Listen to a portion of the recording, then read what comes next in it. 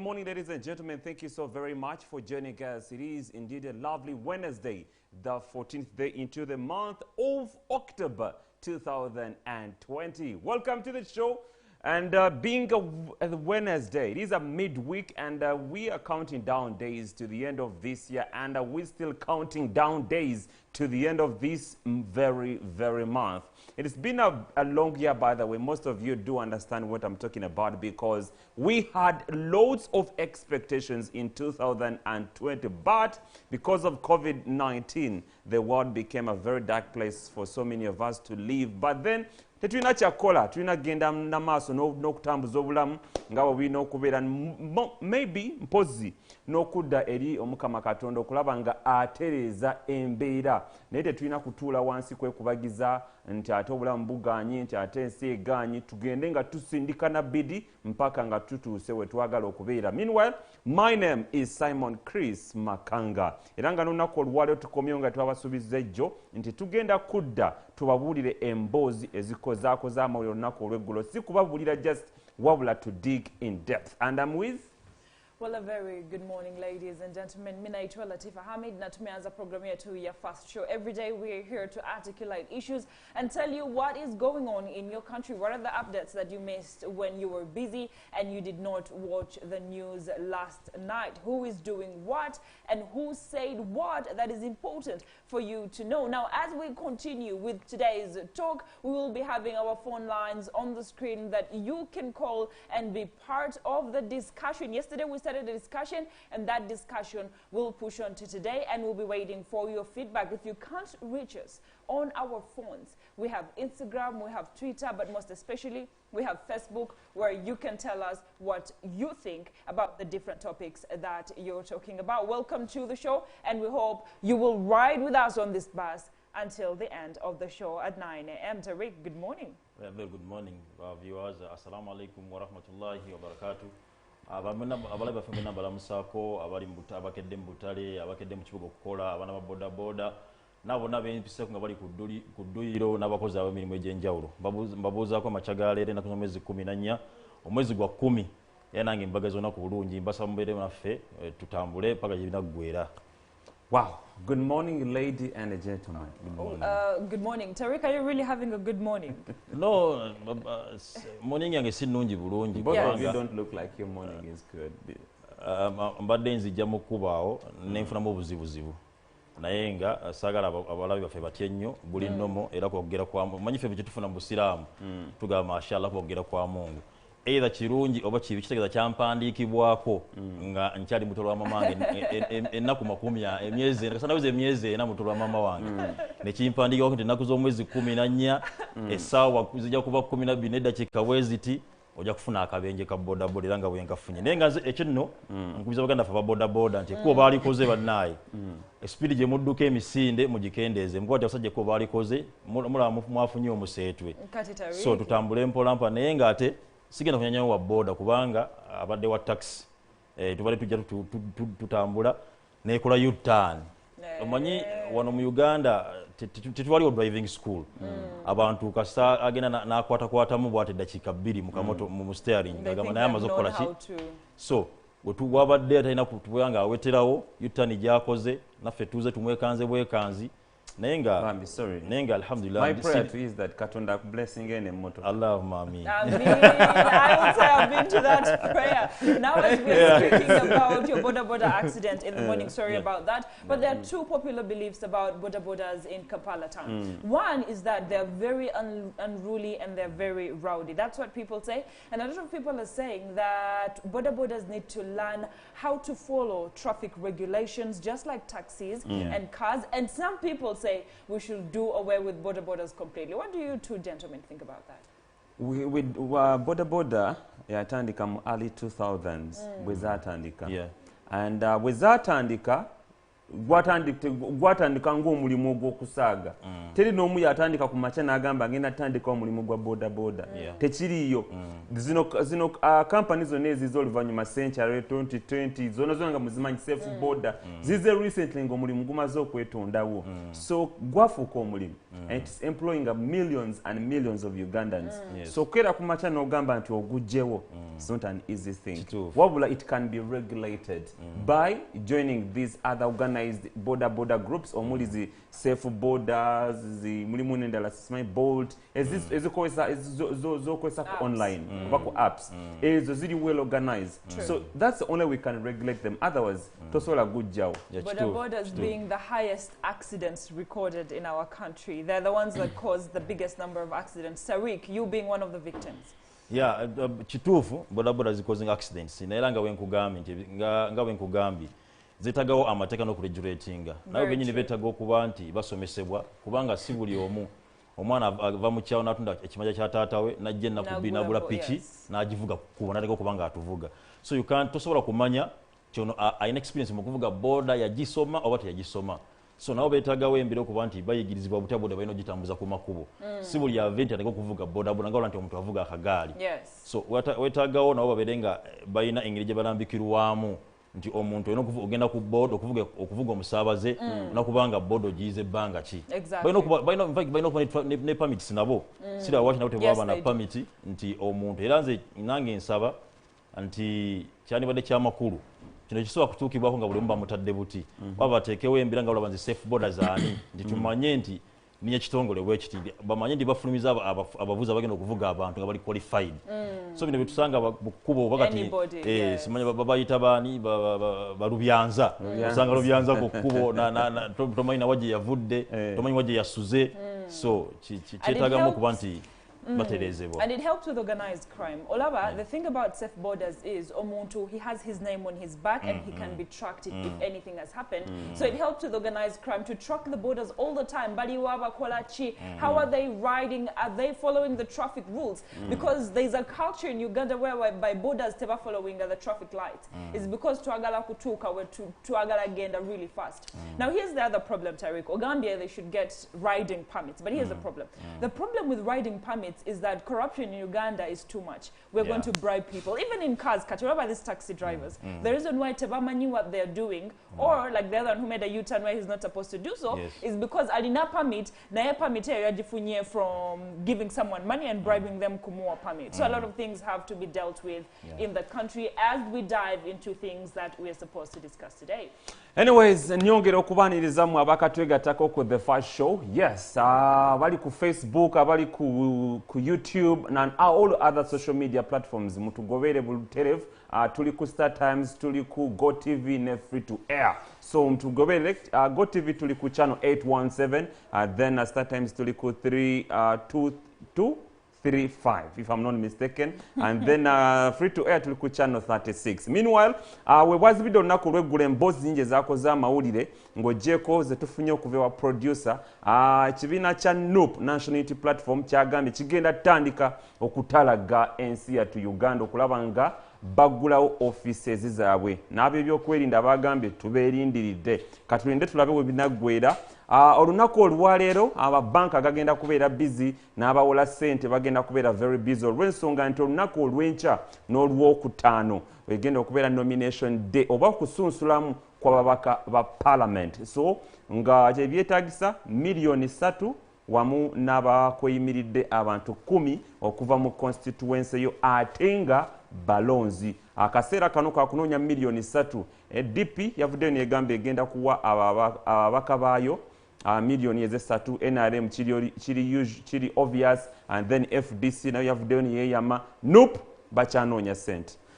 Now, I think we'll start our discussion on that note, because one of the issues that we're going to discuss today is the matter of NRM people who went through primaries and failed, put petitions, and some of them did not go through successful petitions, and now they're standing as independent. And on that note, we'll also be discussing the coalition the Democratic Party has asked the opposition to come up with. Is it viable? Is it plausible? Can coalition happen in Uganda is a question that the three of us will be answering as we take on the discussions. But as we're reminding ourselves about the stories that happened, now the High Court has put or blocked the execution of the recent ruling against Diamond Trust Bank by the court's commercial division. Remember that Diamond Trust Bank said that Ham Chigundu can get money from Diamond Trust Bank, and that's the commercial division. Now the High Court has said let them wait until we look through this case again. Now coming back into our political environment in the country and looking at what is happening, Bwana Tariq and Simon Chris Makanga, we've seen the recent one that is with, what's his name, Fred Mwesije, who has said that he will sue NRM. If they ever come to Nyabushozi and they disturb his victory, he will sue them and they will get in trouble with him. That's what he says. But there is allegations, there have been allegations of vote rigging in a lot of these areas. And what surprises us, Bwana Tariq, is the fact that there was lining behind candidates. So where did the vote rigging come from? Already I was in the naye nga sinaba kugenda mu mbeera ya kalulu ako oba y'ebibiina engeri gye bitambuza mu primary zaazo. Nina ekintu ekyennaku ekyabadde kitambula ku social media nga omusajja owa poliisi akuba omukyala embooko, omukyala omukadde kumpi nga sobola okuba maama we, nze nga kunze jjajja. Ekintu ekyalina kunziza nnyo era nga nkuba omulanga nkubira abatwala ab'obuyinza mu ggwanga lino, Afande Ochola, muveeyo mu disciplining ebyo bye bikyayisa abantu eggwanga lyabwe n'okuba nti beevuma nga bawulira ennaku. Era mbadde nsaba action ebirenga eteekebwa eteekebwa ku musajja oyo yakoze ekikolwa ekyo. Musajja abadde wa poliisi naye nakuba omukyala ali ku kkubo, procession zitambula, n'amaani agamba temukirikodinga. So embeera eyo mbadde nsaba erongoosebwe abantu basobole okuba nga beeyagalira mu ggwanga lyabwe. Nganzize ku mulamwa ogw'embeera etambula. Before you go there, there are allegations, and you were talking about social media, there are reports that that particular policeman who was videotaped beating that woman is actually dead. Those are the reports that are coming in. Who is that dead? Policeman, he died. He passed away. Or your policeman that we saw in the video. Those are the reports that are coming from... No, it's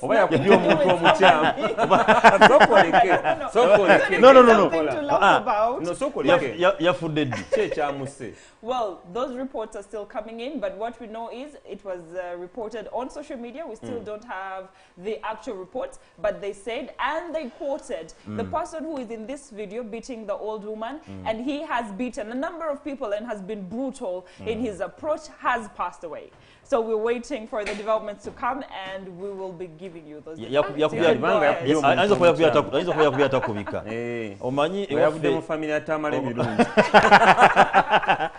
Yagenze mu 13 kale tukanenga embeera eyo si nnungi bwe kiba nga ge mazima ge boogera tekina mutonenga. Can that be justice served? We'll talk about police brutality. We'll talk about police brutality in tomorrow's session. That will be a topic of discussion, and we'll have people come in and talk about it as well as we move forward to the political situation in the country. Tariq, back to you. Nga tuba tuli ku mbeera ya politics n'abantu ababadde mu party zonna zonna bwezitunuulira. Bw'otunuulira NRM bangi bagenze mu kalulu naye buli avuddeyo ate nga nze neewuunya akalulu kali kakusimba mu mugongo. Yes. Era nga omuntu basimba mu mugongo ne babala omu ku omu ne balangira nti gundi yakoze eki ne bajuza ne forms bulungi nnyo. Ekineewuunyisa kwe omuntu okuva gubonagamba nti baamubbye era ng'ate bagamba nti baamubbye ne isi ya NRM nega tugenda kuddamu tubale obululu. What are you going to count nga abantu baavuddewo dda? Kubanga kubadde kusimba muki bwekiba ntuddamu kubala bululu nga tukozesa about papers tugenda kujjayo boxes ziri eri tujje tandika okubala kamu ku kamu katukateeka wali Chris Tariq. But here is the situation nti twali tusimba mu mugongo.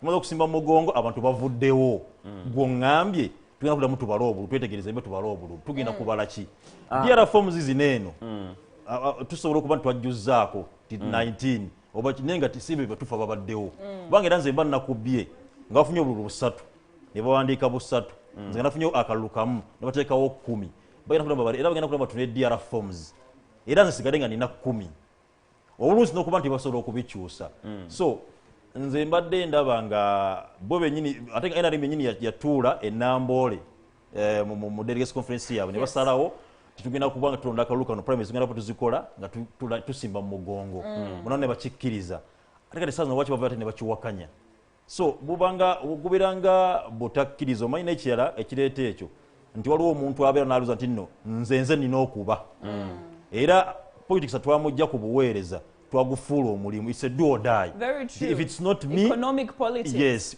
omuntu anoonya mulimu alaba nti akantu ako bwe kagenda sina wala wenza kudda nti nze olwaliro singa mba ndi wano kwesitiving nga omulimu ngulina waneeno nfanya okulaba nti nange nteekawo embeera singa baga nti bagenda kuta replacement ya tariki oba nsobola ogenda mu gwenkumi esatu oba tamala emyundi nengamba nti atakola ki tajja entebe yange tagituulamu yembe gye tutamu kati mu mbeera ya politics mu Uganda kubanga omuntu alaba nti woba sinze kati nsubira akabulu kabavubuka abaddewo member of parliament abavubuka Central Region wanene ya Buganda avuka bagenda okiikira abavubuka ba Buganda region oba Central Region akaluka bakubya akalulu mabadde mbakonsesa bamademu abaketabyemu mabademu omukyala Justin Namere mura minister nimberamu Kirabo Agnes Nantongo nimuberamu Nava Mastura nimuberamu Makonzi nimuberamu Kayihura nimberamu Alvin banja babaddemu naye akaluka agenza okuggwa nga Kirabo Agnes Nantongo akakoze eki akawangu ne imagine ya ebikumi 200 eyamudiridde Kayihura yabadde no ngali mu 9 something eyazeeka yabadde mbululu yabadde nga 7 yabadde Mastura naye ekyennaku owokusatu ali yatute petition nti bamubbi so kati newebuuza nti nagenza kwanga ne Alvin yabadde mu kifongo ekyokumika yafunye obulo badenga nagenze petition nti bamukoze eki ekyo kyennyini ate nga bagamba singa petition zaabwe tezikolwako one bagenda kuja independent oba secure they going to court to block the nomination of this yakutte flag kati newebuuza waliwo sense party zikyalina sense over the truth is what you said is absolutely right nti politics kati gwafuuka omulimu nti olini bwaba bamukubye akalulu flat tagenda kugamba nti bakoze eki bankubye ajja kugamba I must do whatever it takes to appear on the ballot paper so bodda mu primaries to the question kyewadde obuuza nti primaries zatulagirako bwereere wadde obuuza akaluba akabba katya atwalaba abantu abawangula naye nga okubawanguza bawangulira ku pistol oli agamba nze mbadde member of parliament for 2 decades byebisanja 2 agamba bampangula batya n'agamba presiding officer nangirira kubanga bwogambye akalubaka kubanga basimbye mu mugongo wano nga mukwata results nti tubadde Tariq ne Chris Tariq afunye 10 nfunye 8 Tariq yawangudde naye ate nze gwakoze eki olwokuba nze mbadde mu buyinza nina ssente ngenda kugenda presiding officer figures zinezo zofunye 10 zezikubiseemu emirundi 2 ziba basoma waneeno that is how the vote rigging was done otherwise it was in black and white nti musimbye mugongo line ekomeri yabawangudde n'obuvuyo bwali 100% inevitable olw'ensonga omuntu gwe tusimbye mugongo tulaba yawangudde ate n'ovayo n'olangira ono gwe tuwangudde. Of course, very true. Now, unfortunately, the politics of Uganda has been made monetary. Otandikireri at the grassroots, whereby Electoral Commission yata there were 3 million for the nomination of the members of parliament. Kati abantu abali kuja in the nomination. Look at a party like NUP. Abali kuja, they want to be nominated as members of parliament. They have around 500 MPs. Say that means they have to pay 1.5 billion Ugandan shillings to have all those MPs go. Katiolaba, the kalulu will go in a way that obatolina sente togenda ukawangula. They have made it, they have helped Ugandans monetize the kalulu in our country. Now that is why people will not let themselves fail. They will either petition, and if they fail from petition, they're going to come and stand as independents. Who doesn't want to eat But the money still, that even comes if you in come as parliament? independent, you're subject to the 3 million. But here's the problem. No, I'm not talking now, because we have monetized our politics. We are at the point where I am going to use everything I have, even sell my land title to come and participate in politics. And after I do that, I cannot lose whatsoever. Whatever, even in primaries. Abantu basasudde sente. Absolutely. Now, omuntu who has paid money in primaries to win and bribed voters omugamba tawangudde, he will come as an independent or petition kubanga he has used his money. The more we monetize our politics in our country, there will be no losers. Not at all. Buli omu ajja kubeera winner. Because everybody knows when I get to the top, there's ice cream and pizza and just good things that I am going to eat when I get into politics. It is very true. Olwaleero omuntu agenda afuna loan n'ajjayo million 10 mu banka n'ajja n'aseeka mbaki mu balonzi. Twatuse ku extending owulira nti abantu omuntu atandise okugula akalungu akagula emitwalo 5 ezo sente nyingi. Omuntu omunga mu emitwalo ezo sente emitwalo 5 500 5k eyo oli waggulu. Ani wuliriza twatuuse ku extend mu kalungu omuntu agula akalungu emitwalo emeka 5 kati omuntu oyo singa bamuwangula akalungu osubira genda kukola ki? Ngeri omuntu ateeka emitwalo 5 n'agiwa abalonzi. No, Chris, where are you? No, but that's too much. I'm not. That's too much. Chris, where are you? However much tulina abasajja ababye eggwanga lino. Teri muntu akwata mitwalo 5 n'agiwa abalonzi abali mitwalo ng'ebiri. One person namuwa 500. Tugenda kuta amasimu abalabi bagenda batube emekaze baali kubanga point ngeza okudrivinga nti abantu tugende mpola emitwalo 5 divide by 5 years ziba meka sente kati era olwaleero nga tulina kunenya babaka bano abo abantu bano abeesimbawo tunaba kubanenya lwaki bateeka sente mu kalulu. It is because of us. Kubanga nze obeera n'abavubuka mu discussing about politics n'omubuuza nti lwaki olonda kansila awo oba lwaki olonda MP gundi tize gundi mufiirako nti agundi oyo omulaba lwaki mufiirako nali bali bambanga bamukazigo nampayo emitwalo 10 bwe nafiirwa yajja nanziikirako obujuzi masiinaamu mupira ne mugamba siinaamu nanteeka mobile money emitwalo 2 nenjikola ki nembeeramu kyevula kati nabano benyini batumanyi betulonda MP mu mwaka lunamala emyaka egi ntakomye mu constituency ali mu bibye agenze business agenze Dubai agenze wa akola busubuzi we time yokuba tugenda kudda mu kalulu nakomo because akimanyi mwagala ki sokoleke mwagala kambusa abalonzi kyevolaba nona kubabuuza kyevolaba tugenda kufiira nnyo abakulembeze abatuufu abasobola okukulembera tukulemberwe abayina ssente katono nnyo Latifa kambusa abalonzi. Your member of parliament omubaka wa parliament kino kimanye nti buli mwezi afuna emitwalo 8 ez'amafuta ng'ateekeddwa okudda gyo mu kitundu kyo gye mwamulondera emirundi 3 buli mwezi. Yes. See, I don't so blame the voters. No, Latifa, I blame the voters. Because we don't vote issues. To voting, gundi ampaddeyo omutwalo. You know why I don't blame the voters? Kati wenkuwa omutwalo kitegeeza kaluku nkaguze onjagaza ki. Latifa, leka tugende mpola mpola. Bwana Chris, sigenda geza ku Latifa. Waliwo abakyala bitu abaneekolera gyange. Singa mba ni mu mbeera eyo sigirimba naye naye singamba ni mu mbeera eyo ne mutwala ewaka nange nitwegala nti mitwalo 10 bwe jiggwa ne mitwalo 10 abanjagaza ki. Tasobola kudana ngamba twampaliza lipstick ate simanya ndibwe nti tondabiridde tebinkwatako issue yabati twategeraganya emitwalo 5 ekikola ki kati nze nzize bwana Chris nguza kaluka emitwalo 2 omanja ki. Tariq, here's the position. No, I still don't agree with you, Tariq and Simon Chris. The electoralists themselves, the people they have sent to parliament are not doing anything. Even those ones that you vote without money, they don't do anything. So, at the end of the day, talking about anything, right? Kamfune sentezo, ndiyeko something. Let me eat something at the end of the day. Even when you're eating, I'll be like, hey, I've eaten 5,000. Very good. Now, Latifa, now here's the thing. Olaba, they have come. The true people who said they will change the nation, people who said they will change things. Naewa tuba sindi kawali, they don't do anything. Those who bribe and those who don't bribe look alike. Now that is the kind of august house that we have in the country. People who are for themselves and not for the country. Kati tulundani. Anyways, let's get back to that. Waliwo mukyala. I'd rather take the one that gives me money. Yabadde mu kalutu ka Seka KNRM. Rebecca Kadaga, speaker, owekitiibwa.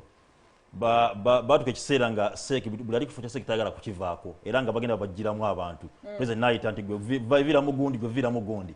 Kadaga n'agamba no, namuganza mumundekeremu. Era ne bagenda mu bbato. Kadaga teyatamba na kunoonya kalulu, teyaspendinga na ssente.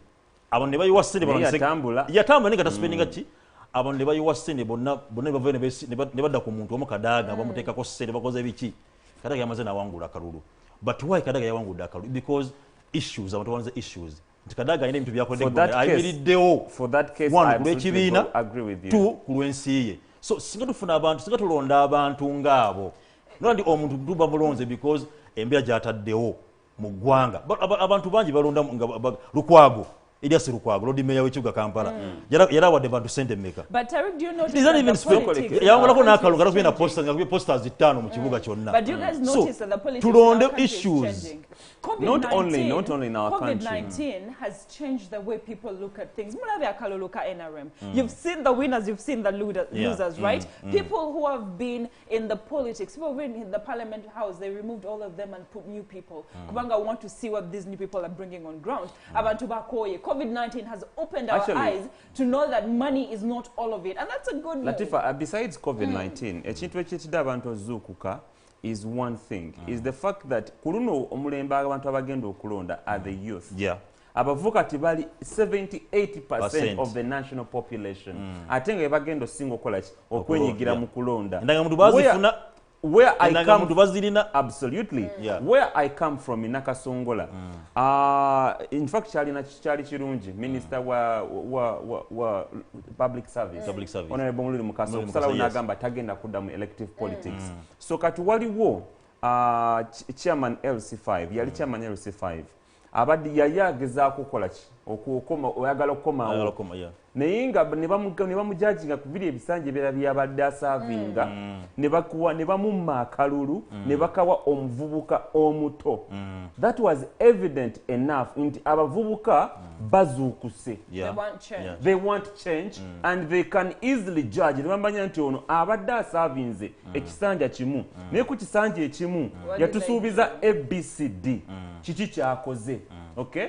Ntulo odono twa amazevi esanja bibiri nga tukalakata mu constituency ye waffe kuluna akomyewo so abavubuka bayize okusubjectinga bano ba candidates babwe to judge baba kuba mu torch ne balaba ono kuva bwe twamuteekayo kiki kyatukoledde lwache tugezaako ne tuzaayo ono ekyenebaliza abalonzi abamu mu bitundu ebimu eby'eggwanga kyenjaga kitambule Uganda yonna oli bw'abazza obbasaba akalu mumutunuulire mukube mu torch okay naddala bano abadde nga basaavinga mubakube mu torch mulabe ebbanga lye bamaze what have they done one for themselves and two, where they come from. Very true. Now, as we are discussing the monetizing of Ugandan politics, now let's look at independence. What does this mean for their mother political parties? What does it mean for NUP that their members are now going independent? And what does it mean for NRM that their members are going independent? Now, the president, Yoweri Kaguta Museveni, who is the chairperson of NRM. President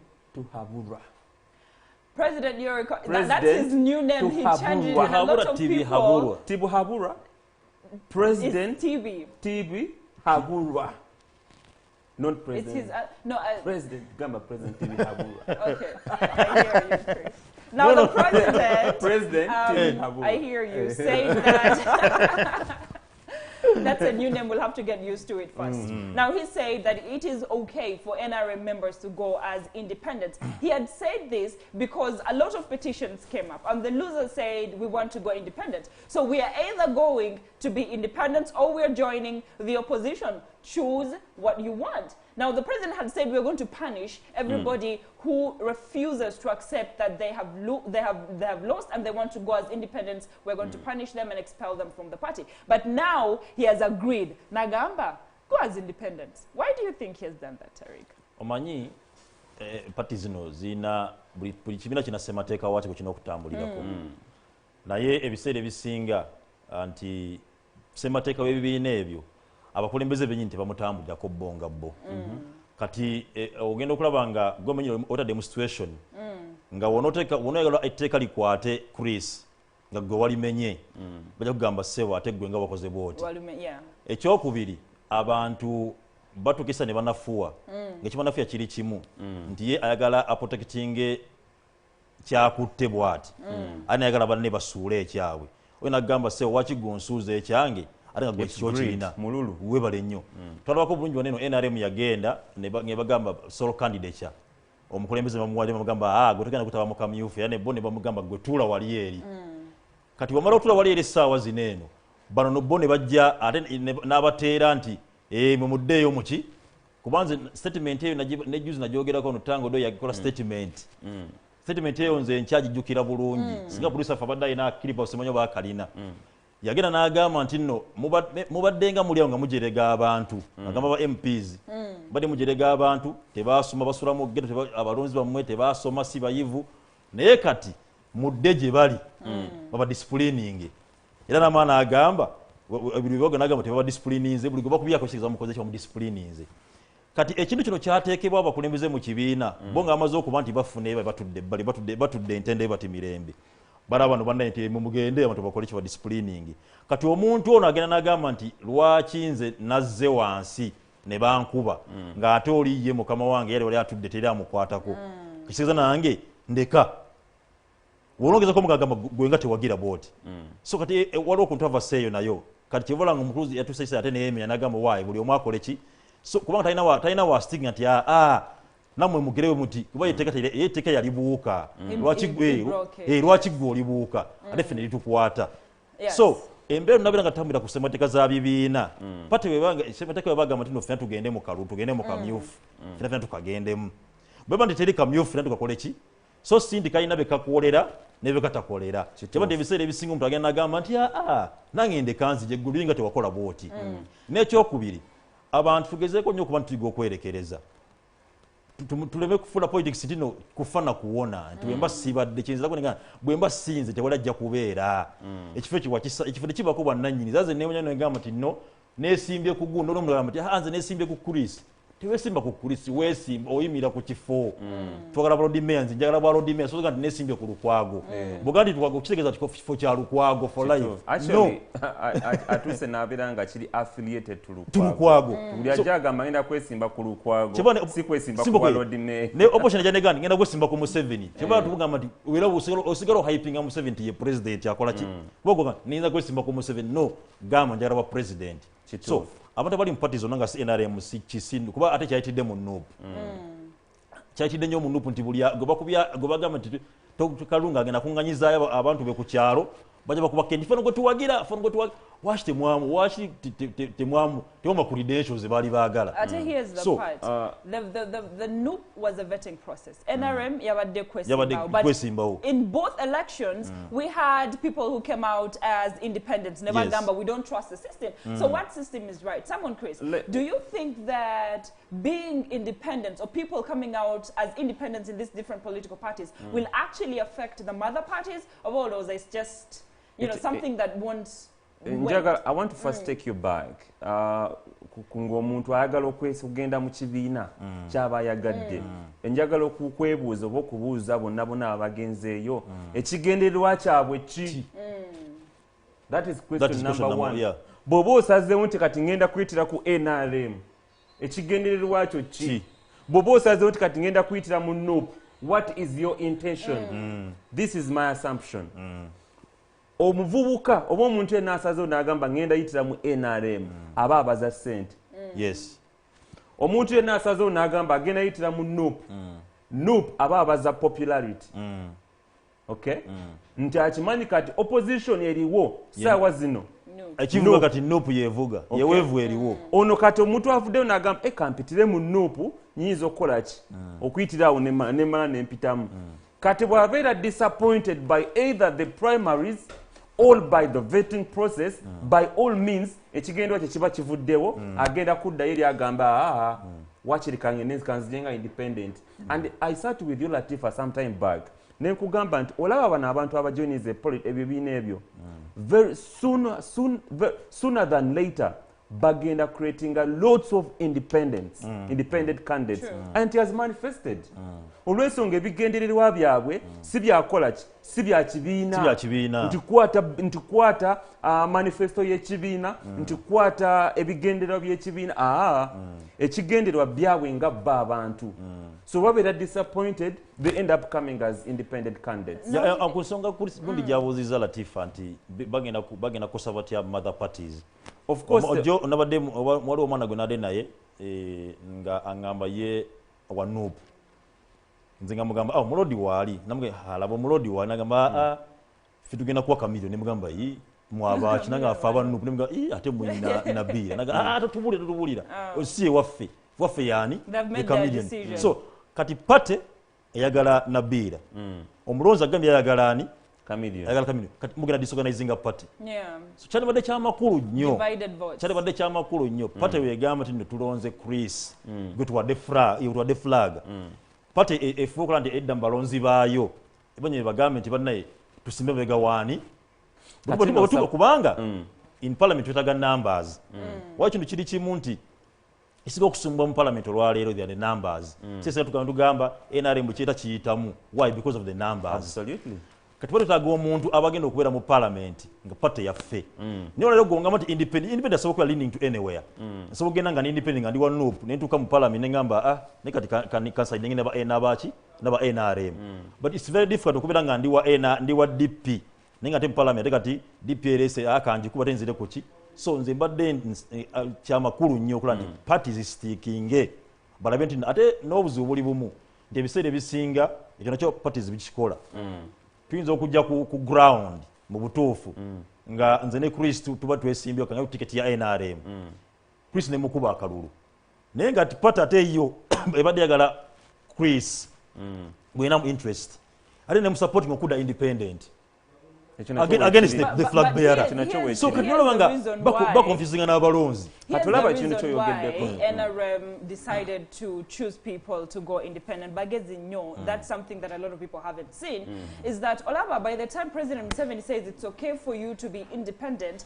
he's trying to avoid the issue of people going into other political parties how would it look if NRM members who lost joined FDC and NUP it would be a bad image for NRM as a political party as the biggest political party and they still have to maintain their image as the eagle in the political system Kacholaba by the time he says that tugenda kuzanyanga independent that means in that particular constituency we're going to have two NRM members vying against each other so whoever wins at the end of the day asigala NRM yes or no so that is what the president is doing and that is a very smart move on his part and we've seen that a lot of the NRM candidates who lost have not come as going to other political parties but they've come as independents which is a good move for him to actually tell them it's okay for you to go as independents because if he had said no trust me abantu bangi nnyo would have moved to these other political parties now as we are speaking about the power that NRM has in the political arena in the country aside from the reasons as why people are going to independent before we move away from this topic is the coalition of opposition viable can it happen yes or no the coalition within the opposition asawa zino tekikyasoboka one if you to make us in a summary yes in a summary bw'oba onookola coalition eri strong oteeka okukola coalition ng'evudde waggulu okutuuka wansi kikyentegeeza ng'okoze coalition nti ogenda kuleeta candidate omwomu okay okuva ku bwa president mpaka ku local government ne kati tekikyasoboka olw'ensonga nominations za local government zawedde okay katuda kubuza ba member of parliament which is tomorrow and Friday so akaseera ke balina okuba okola mu meetings n'okulonda nti kati tuleete omuntu omu tekikyasoboka. They have only the part of the presidential candidate that they have. They can elect one presidential candidate to try and then fight what for happens all to the political rest? parties. The rest we can figure it out. Olwaleero bwana Chris oyogedde bulungi nti kyetaaga kuba nti netufieldinze omuntu omwomu pati zonna zafieldinze nowira nupu yataddeyo MPs yataddeyo dda bakansas bataddeyo dda buli omu yataddeyo dda ababe sasa tolina wogenda kuŋŋamba nti ate bagenda kukola coalition eyo already buli party ekolaganye na presidential candidate gwe forwardinga signatures bazikuŋŋaanyiza kuma coalition wano mu Uganda batemana kuyiga kwerekereza kulaba nino twere kiri nina kwejjamu nti nze nina okuba ego. And that's the reason why a lot of coalition has failed in Uganda. In 2011, we had a coalition, inter-party coalition among the opposition. We had DP, we had CP, we had FDC, and then we had UPC in the party. However, we see that one of the reasons that that coalition failed is that UPC Agambie, we should boycott the elections in order to show that Electoral Commission has to be clear and concise with what they're saying and independent. Kati, when it agreed to that and went to the US to try and garner support for that particular cause, in the background, FDC decided to hold elections and front themselves as the party candidates for inter-party coalition, and that's why it failed. Whatever, once you don't agree on a particular discussion, on a particular goal, then the coalition is not going to happen. And a party like FDC, we're joining a party like DP, NSCP, for example, and UPC, it looks at itself as the bigger party. The bigger party, the popular party. We are helping these few other parties to survive. Tuba wako ka support, tuba wako ka vote. And that's where the problem is coming in.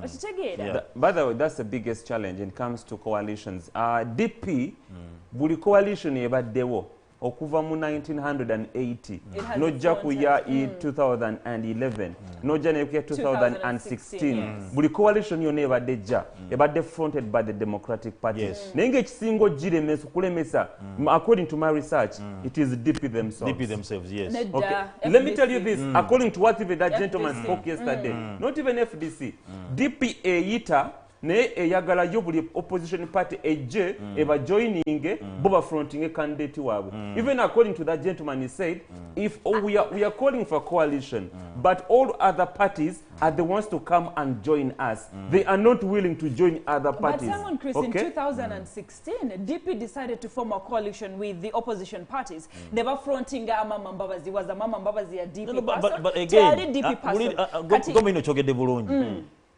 Before even I want to also joining Mbabazi bali bachi. If we go back, MTDA, it was DP. Yes, ogende Mama Mbabazi. Yana musaba. Yo nyini ne musaba to another party and they didn't ask the party to come to them. Yo nyini DP yasaba Mama Mbabazi. Tijja wantu kolechi twegatte. Era Besigye we yajja, FDC we yajja. Ne batula ku round table. DP yonge yagamba no, TDA baya kutambula. Fitugamba Mbabazi alina okukola ki? Exactly. FDC yagambye Besigye has to stand. Era ngolaba DP yetaddewo obukwakulizo. Atenga yeeyita coalition. The problem is FDC more than DP. Sibalimba. Because even in the first coalition in 2011, Besigye ngalaba, he's the candidate that should be there. Naye olaba, Besigye has been in these elections more than once and he has lost. Watch our platform. But Kambuze Chibuzo, both of you. Tunulira amongst all the opposition heads, okay? I want your honest opinions. Ani asinga man. Right now. Bobi Wine. Yes. Kati lwaki DP webeeyita coalition, lwaki tegamba tugende twegatte emabega wa Bobi Wine. Lwaki egamba mujje mwegatte ku DP. Because Latifa, before even you go ahead, in 2016, as you said, yes. Ani yali hot by that time. FDC. Watch it deputy yagamba. Finaka tugende nze era nze omusajja ono omugenzi seya omukama mumuze mirembe. Ayina ekintu kye yakola bana Uganda singa tulikola ekintu ekyo. Pate zonna singa zikola ekintu ekyo.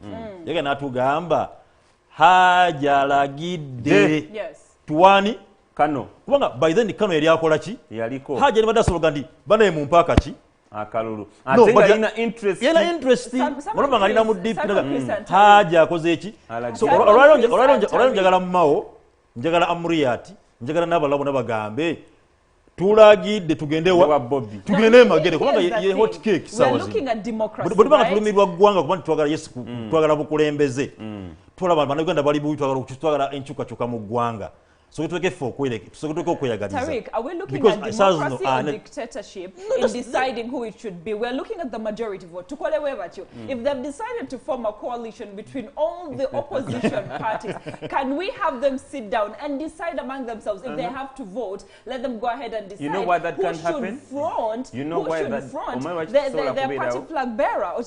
But when you say Hajjala Gidde, that means he's going to be the dictator that decides who should front that particular party. You're taking us back to the vetting process of NUP. Latifa, the issue is Haji yatunula yakuba torch. By that time, ngemunyenye yaka in NUPD. So bakubye torchi nebalaba in the different positions. This person is better than this one. This person is better than this one. But even when FDC aspirant Dr. Kiza Besije Yabadewo, we know that he has been there time and time again, and he has failed.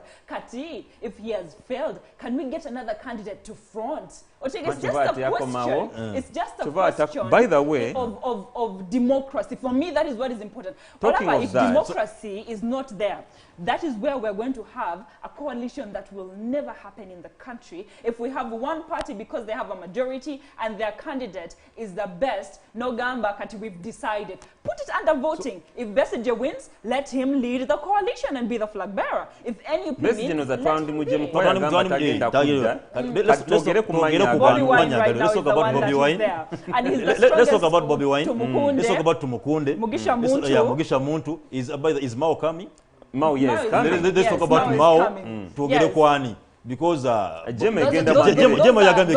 four strongest contenders that we have right now. Tuli mu studio waneno. Chris. Bobby Wine. Tumukunde. Abalabaleke chiwedde Bobby Wine. No.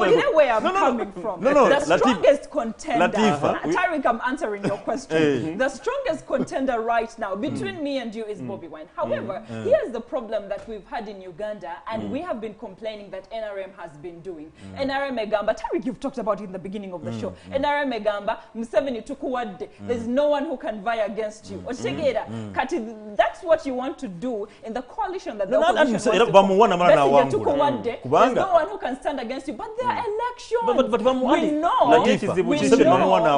at the end because of the day. We know at the end of the day. We know at the end of the day. Tariq. We know at the end of the day that if they studied an election, olwaleero singa tugamba nti twagala mwenda omulungi tutunoonyaani Chris amanyi omuntu tunoonya Bobby, of course. kati ye mwenda omulungi essaawa zino yaliko Yateeba. Bobby Wine is the person you're talking in that way. Bobby Wine is the person. But however, in order to calm down people's heart, here's the thing. You have just said Museveni, they're being dictatorial when they're putting Museveni without elections. Never gamba tuleo. Kati, can we just have an election for the sake Let's have it on record. No. It was clear bagamba, yes. According to Emmanuel Dombo, the NRM spokesperson, yagamba tewavaayo muntu n'omu eyalaga interest. You know someone came up, but they didn't put back the nomination papers. Someone came back. But here's the thing. Can we, all I'm asking for, as we're moving forward from this topic, is we know if there's a coalition, Bobby Wine would front them as their presidential flag bearer. But just to calm down, the heart of these people, especially DP, obagamba tugenda beera ne elections at the end of the day, and you front all your candidates, let people vote. Who should be the flag bearer? Bobby Wine agenda bangula. People are going to be at peace. That's all we're asking for, ladies and gentlemen. That's why nkomegeza usheno nga ngamba. Nti mu Uganda tunafuna bantu bagala nkyuka. Nkyuka chenget etandikira wa. Tunagala kubanga ffeffe nnyini. tuli greedy buli muntu ayagala Yeyagaliza yeyagalizanga Want to be muntu there, yes, very true. tetufudde ku bantu Very tetufudde ku true. bantu twagala tukyuse embeera zaabwe uno wabula buli omwagamba nze nina okubeerawo lwaki true. gwe olina okubeerawo Very true. so butunafuna omuntu aligamba nti nvuddeyo ku lw'abannayuganda nteekewo enkyukakyuka ennamu tuli muwa naye nga essaawa zino buli omu ayagala kufuna ku mugaati kukwata ku keeki so bannabyabufuzi mulekerawo kubuzaabuza abantu wabula buli omu ava yasaba akalungu omuntu naye nzira nga tunakuva question mbuuza political parties zikyalina sense mu ggwanga. That's a good one. That's a very good one. It's a good one. But that will take us another 1 in hour just to 1 minute. discuss. In just 1 minute. Yes. Yes. In just 1 minute. My humble opinion as a journalist, political parties don't have or don't make any sense in this situation. What? Yes. That is your take. That is my take. My take is that the reason why we need political parties, even when they seem useless, is the fact that democratically we need to have different ideologies to stand with. If we had NRM as the only political party in the country that leads this nation, then we're going to have a dictatorial government. So that is the reason why political opposition parties are important. One, to make sure that we question what the incumbent government is doing, and two, to show that we have different ideologies and people succumb to different ideologies. That's what I must we have political parties to oppose whatever is brought up by the government? The thing we about don't need we don't need there were no political parties. Yes. People were opposing the different why governments. Bobby Wine couldn't stand as a presidential candidate is because he wasn't registered to a political party. Our constitution No, he only needed a bus. Our constitution stipulates that in order for you to stand as a presidential candidate, you need a bus to drive. Now, here's the thing. Bobby Wine, no. But here's the thing. If you want to garner support and if you want to pass an ideology, you can't pass it as one person. You need a bus in order to put your supporters behind it, is what I am saying. So political parties help with that 100%. to garner support and give you a place to stand. Ogamba, I share ideology with NUP, and I feel like they represent what I want in my nation. I share ideology because they're different. FDC came as a defiance campaign.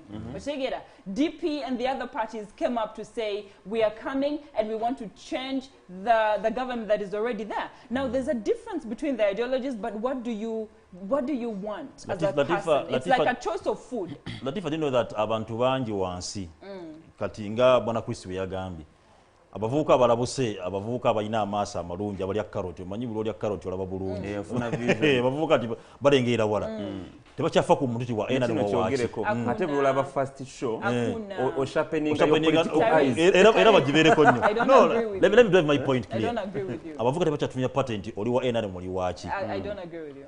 baagala omuntu agenda kubeera nabo kubakolera kyevolaba omusajja yakugambye yaŋŋambye nti nze sigenda kuwa nabiira ndi kwani ye yerabye nga ekintu kye kiri mwani kyovola n'abantu bangi gwe kimanyi abakulembeze bangi nga tuze ku level eza wansi nze n'abakulembeze bangi bemmanyi nga badde mu NRM badde mu ki naye olanga bakubye posters nga ziri independent. But you see, lwaki nga bamugambye weyingiza ku kiyero gwe twakiko tukwagala ng'omuki tukwagala ng'omuntu it is there, Latifa. Even without political parties, as we're moving forward from this discussion, even without political parties.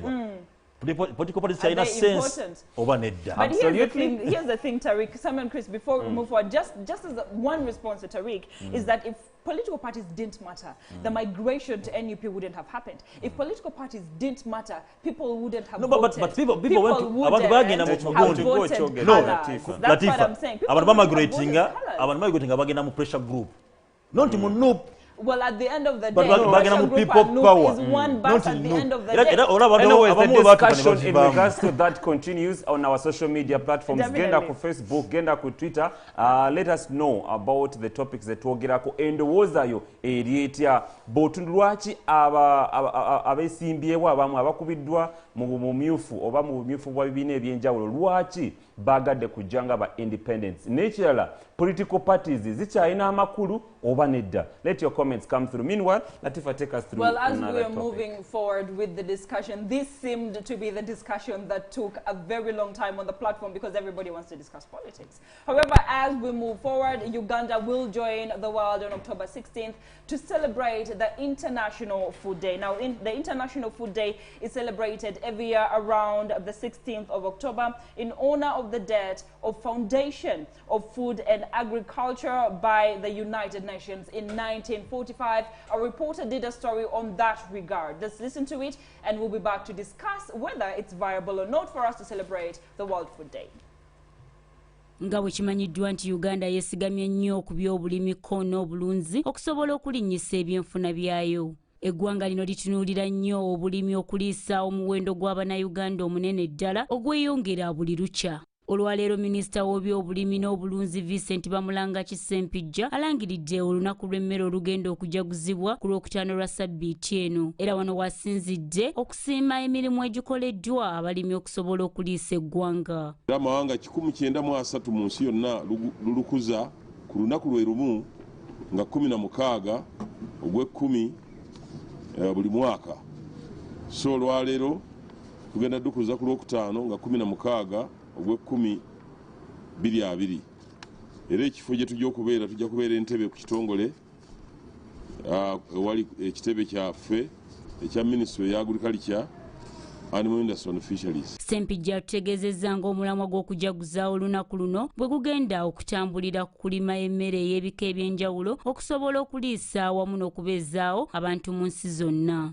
Twagala era okubategeeza nti omulamwa gw'olunaku olwo gujja kubeera mu Luganda bino mulime emmere ey'ebika eby'enjawulo okusobola okuliisa abantu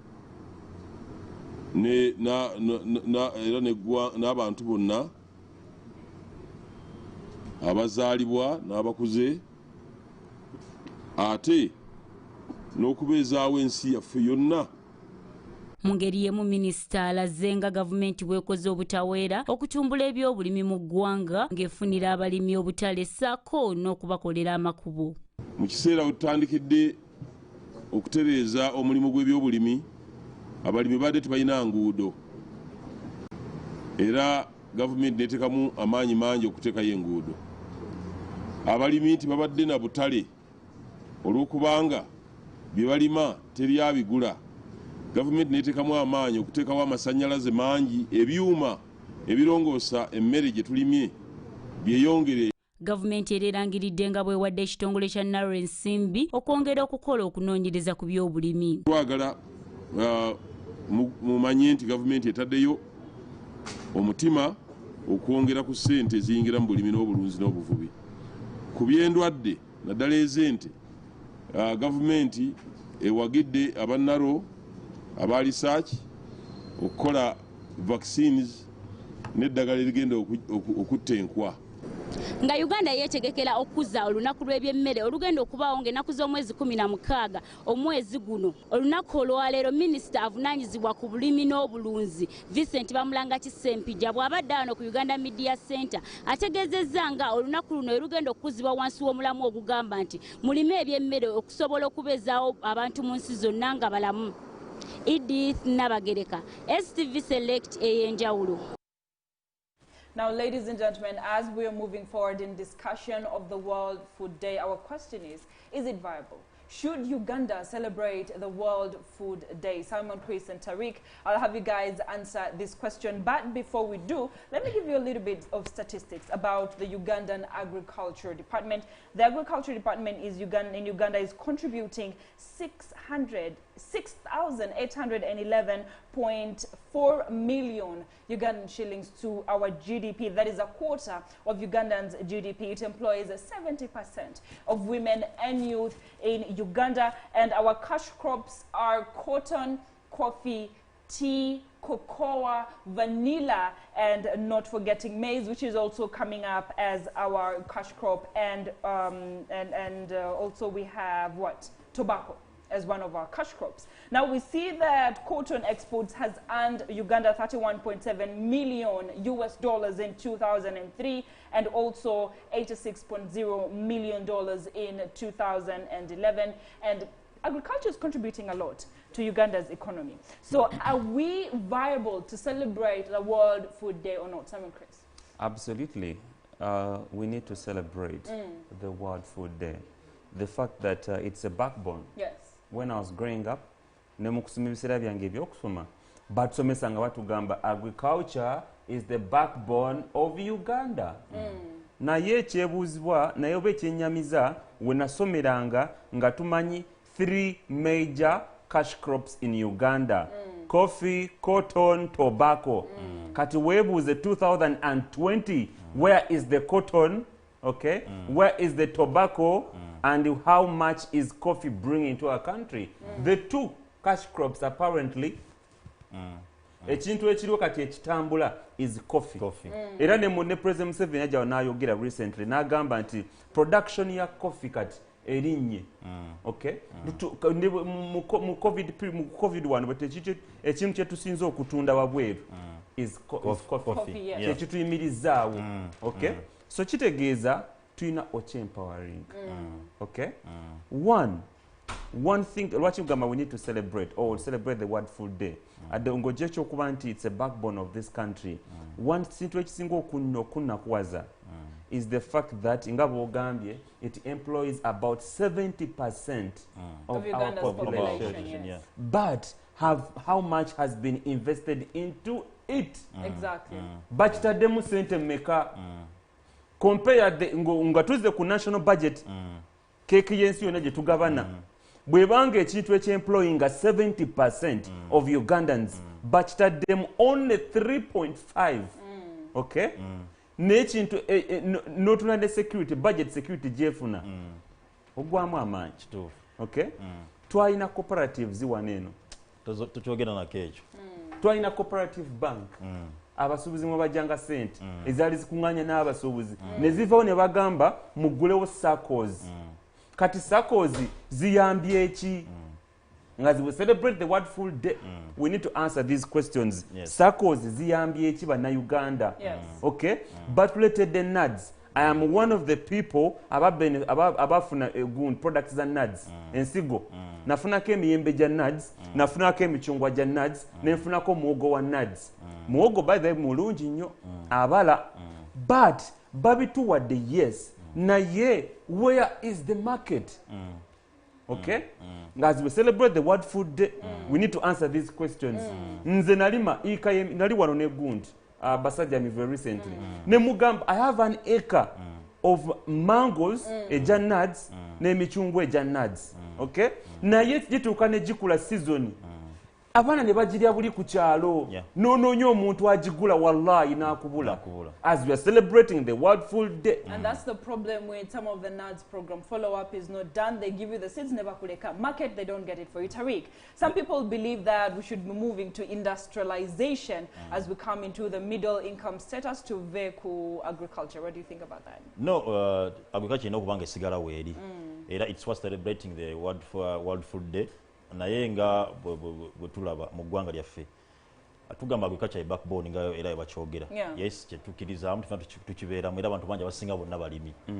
Naye mu myaka giri egyedda egy'emabega nze mukadde wange yanyuma emyaka gy'ensanvu eyo meka nkaaga nze yangamba nti waliyo mu nkaaga yali akunyumiza uya statement yange kuli sonjagaza ki badde manyo tute speed muze yangamba nti bo obasomanga basomeranga ku mmwanyi basomeranga ku ppamba basomeranga ku kooko naye nga jjajja yalimanga we yalimanga emmwanyi zo bakkooko bakyo ppamba natwala mu cooperative ye cooperative yo neegenda ku ssomero nemayandi kati muzeeyi lwembawo alina abaana bataano nitemeko school fees nemuteekayo muzeeyi nebako ne bamuwa balance oba kasente oba kiki ate nga n'ensigo obafunira ensigo ez'omulembe ekyokunywa bafunira n'obutale market ebeerawo kubanga ye yajjanga buzi ate nga eri standard naye olwo bwana Kristo ogenda kulima emiyembe egyo nange nnimira tifa alime omusuubuzi ave gy'avudde ojja kugula 10 ono amugula 5 nze angula 2 okusinziira buli omu amukwata mu mbeera gy'akola ki olw'ensonga bingi olw'ensonga bingi naye cooperative yajjanga yo negula ebyo n'ebistocking n'ebistockingize mwaka ngesobola mwena musobola okulima ekyalo kyonna nebaga nti bagenda baakira nusu 10 ne baziba 10 lwammwe teyagala kumanya yo nenoonya akatale mpolampola ebweru akawamu buli omu kola kinga mukikolera wamu nakatale musobola okufuna bargaining power naye buli otaba n'ababulooka abava ekampa ne bajja mu bantu eri mu kyalo wansi kati tutumya akasooli abantu bagenda balima kasooli sizoni negenda beerawo nga yakasooli ne bagula kilo nusu 10 imagine n'omusajja yagula ensigo afuuyidde ataddemu amaanyi alimisizza abaana expense yataddemu kasooli we nga mutuufu alabda atalina kyafunyeemu so cooperatives ezo zaali zikola kyamaanyi nnyo wano nga ziyamba bantu bo bagula abantu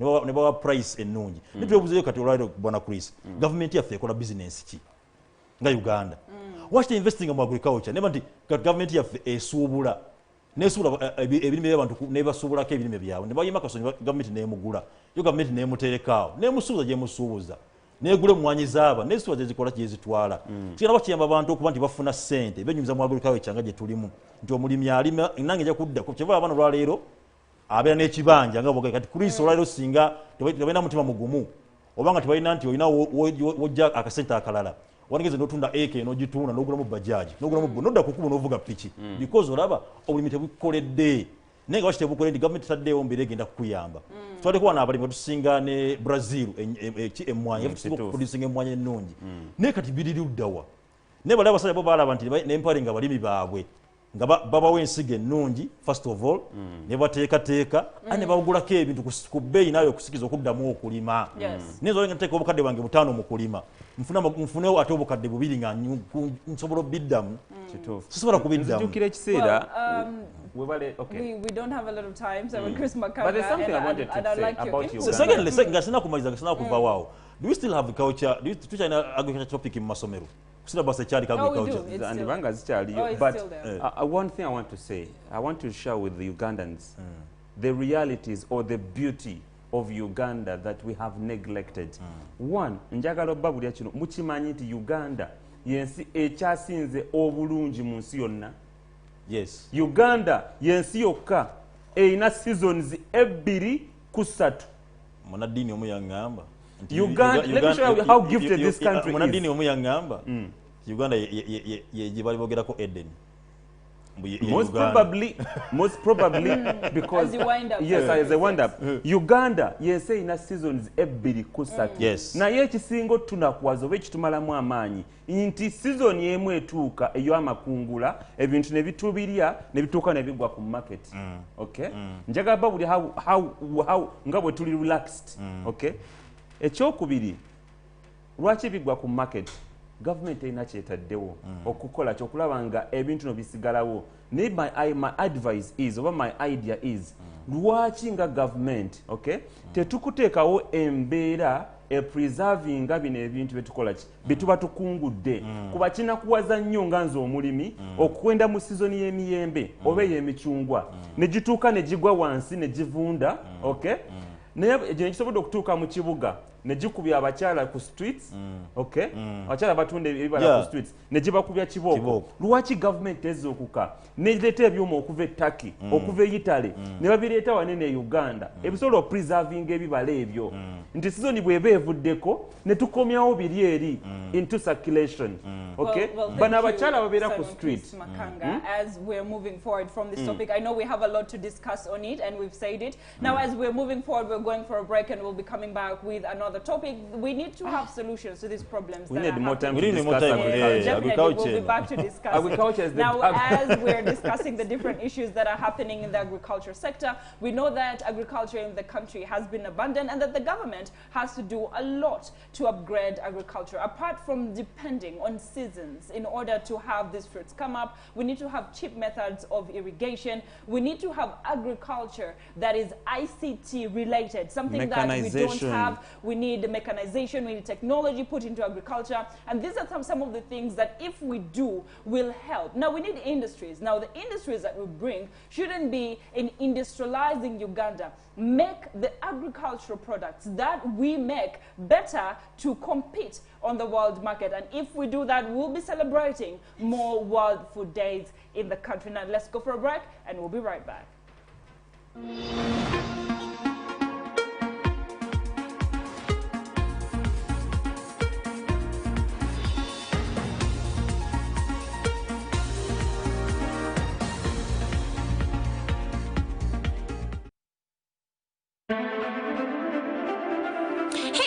Watching STV, select for fun.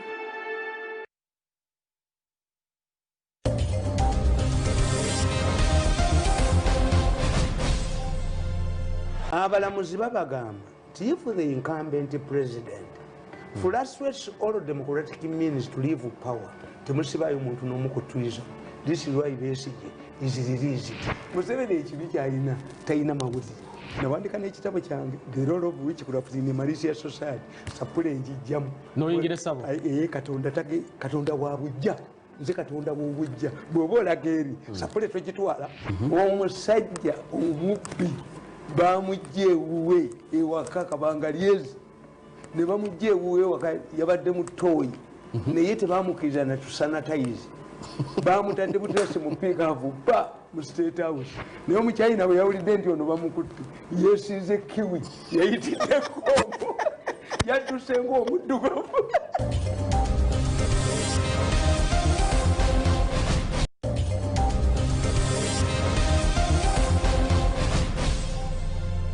This is Select Health, a place where I'm joined by a variety of guests and specialists as we discuss your mental, physical, and social health. Join me, Emanuela, here on STV.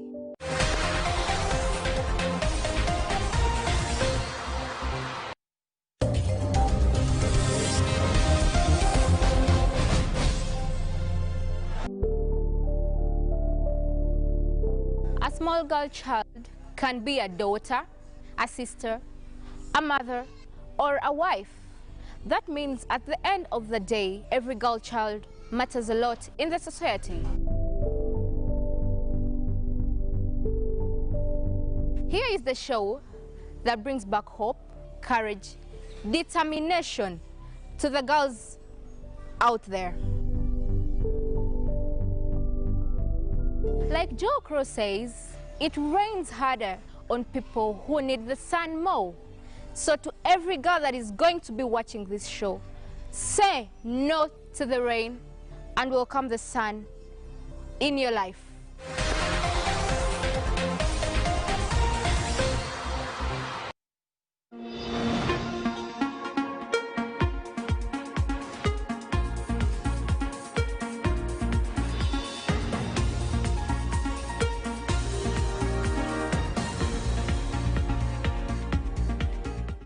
Ladies and gentlemen, welcome back to the first show with the gentlemen that want to exhaust their minds on the show.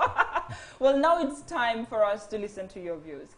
And yesterday when we were on this same show, we were talking about the fact that girls are stranded in Saudi Arabia. Not only girls, women and men as well are stuck because they were taken as workers to Saudi Arabia. And now we're at a position where the COVID-19 pandemic has hit. They have been let go of their jobs. They're no longer working. And we're at a situation whereby we're wondering what next for the people in Saudi Arabia. I want to listen to your views as in what should the government do in order to regulate the number of men and women, youth, that go out there in Saudi Arabia to work and struggle and be slaves to those people because of money and the minimum wage that we don't have in our country and the unemployment. Our numbers will be running on the screen so you can call, but if you can't get through it, you can get us on our Facebook and WhatsApp. Gentlemen. Well, we spoke about it yesterday. Yes. And we are here to take I don't know whether our opinions are still valid that we made yesterday. Husna Feti, before we go there, Feti, Husna, can we have the numbers on the screen, please? as people are getting ready to call and give us their feedback on the topics that we've been discussing. Yes, Simon Chris. Well, I was still saying that we discussed this yesterday, and we had left it to the hands of our viewers. But still, adding on to what I said yesterday, nti companies nezitwala bana Uganda wabweru, oba zitwala bannaffe wabweru, ziteekwa okuba regulated. That is point number one. Olw'ensonga abasinga obungi, like I was saying yesterday, nti zisuubiza bannayuganda, okay, ensi n'eggulu, to the extent zibagamba jangu nga bw'oli kasitoba ng'oli muwala, because tukirabye nti abantu abasinze okubonaabona mu mawanga ago be bakyala, abakyala abaservinga nga ba maids, abali mu businesses ez'enjawulo, they've been subjected to all kinds of torture. So there's need to regulate those companies amidst the fact that they're owned by big people, the so-called untouchables. Okay? So twetaaga ekitongole ekivaayo nga kiwagambe kino ekibagatta. Okay? Kitaaga okubeera empowered. Si kubeera ubeeze puppet mbu kiri mu mpapula kina office nga tekikola. Kiteekwa okubeera nga kiri empowered okulaba nga kiteekawo amateeka amakakali agasobola okuregulatinga ebitongole bino ebitwala oba companies ezitwala bannayuganda wabweru. Mpozi n'ekirala, thanks to COVID-19. It's a blessing in this, guys. Olw'ensonga nti ekibadde kitwala wabweru kwe kunoonya emirimu. So it's high time we woke up as Africans. Bannayuganda bangi badde bafiira ku Mediterranean Sea nga bakrossinga ogenda mawanga g'abazungu. So kati tekikyasoboka. Olw'ensonga ekirwadde kya COVID kyazze, kyekiseera tuzuukuke ng'Abafirika twerowoozeko golwebuze lwaki Munnayuganda ava wano n'ayagala okgenda mu mawanga ga Europe, mu mawanga g'Abawarabu. Lwaki togamba nti kati kanve wano ngende Zambia? Okay? Lwaki togamba nti nve Uganda ngende South Africa? Lwaki togamba nve Uganda ngende Kenya? So kyekiseera naffe insistant different African countries okutandika okuzuukuka to create jobs for their own people. Naffe tutandika okulowooza nti tuzuukuke tugambe kiba kitutwala mu nsi eri endala kangende nkinoonyeze Kenya. Simon Chris wali omuntu agenda okusasula okusinza idea gy'oleese eyo. Of course President agenda kusasula, President Yoweri Kaguta Museveni agenda kusasula kubanga aludde ebbanga lyonna lwalina African integration. Ngayagala wawewo okwegatta, unity between African nations. Tusobole okubanga nga tukola ebintu nga tubikolanga Africans. Nze which I support very much nange. Nti twetaaga twejjemu eno that level of dependency. Okuba nti abaddugavu tulowooza tetusobola kutandikawo bintu byaffe. Tetusobola kutandikawo mbeera nga naffe tusobola okuba nga twekolera ebintu byaffe nga ffe abantu.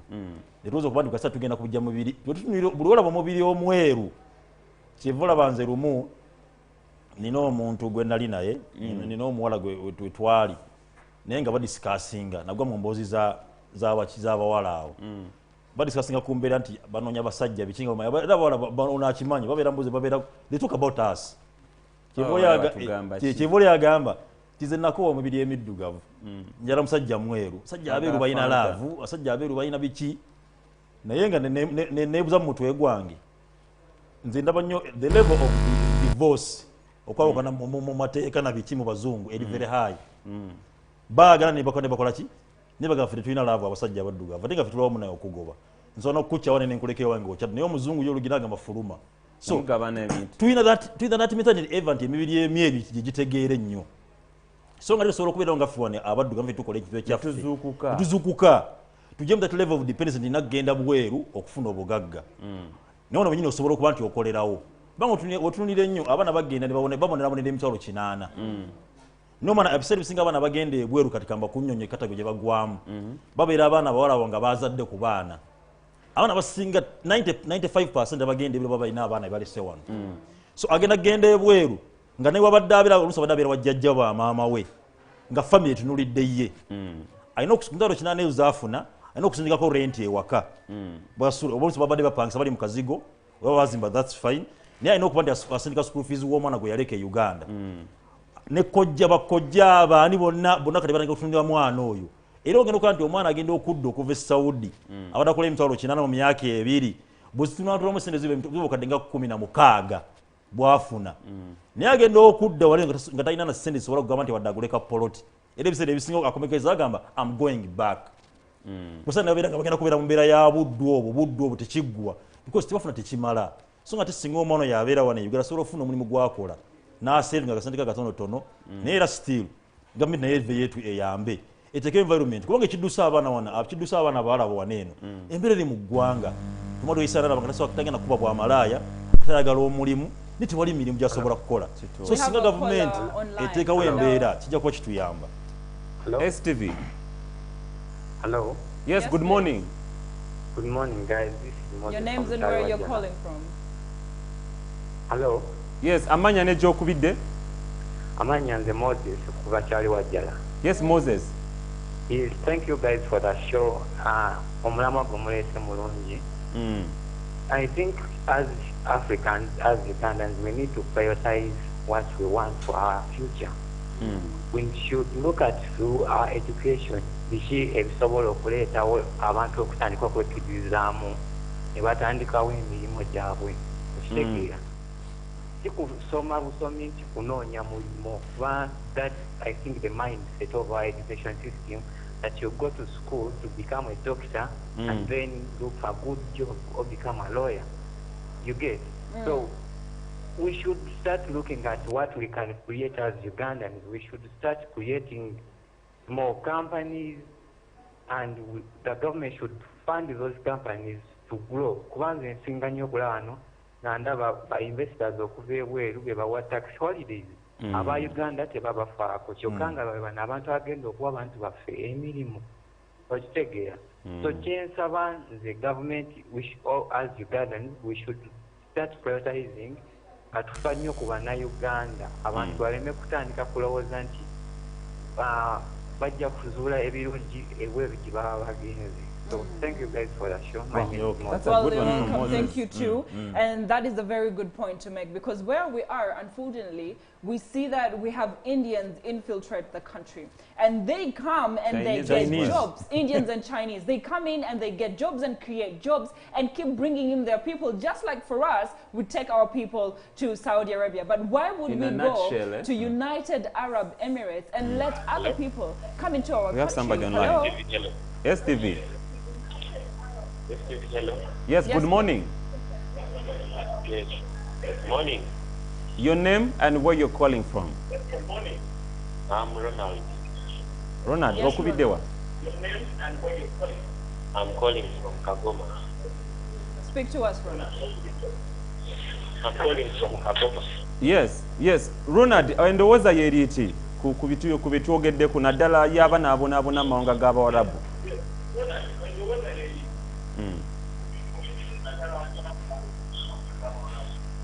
Ronald, sooka ovire TV yo tulyoke tukuwulire.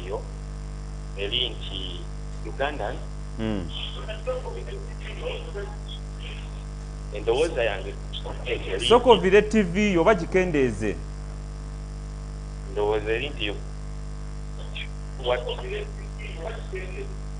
kivingi pite tugenda kujjako. I think Uganda should know what. Anyway, Ronald ayagala kwogera ate nga bweyeewulira. Bweyeeraba.